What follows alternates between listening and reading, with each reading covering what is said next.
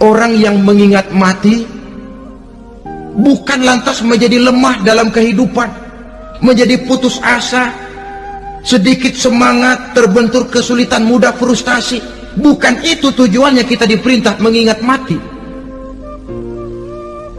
Jelasnya Islam menganjurkan kita untuk mengingat mati guna maksud-maksud yang positif, supaya orang lalu sadar hidup ini cuma sebentar.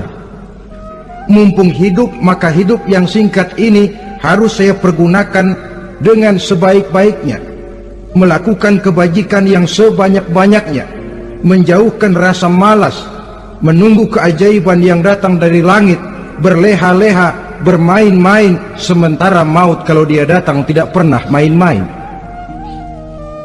Persiapkan dirimu dengan takwa, sebab kamu tidak tahu apabila malam datang kamu masih bisa hidup apa enggak besok pagi.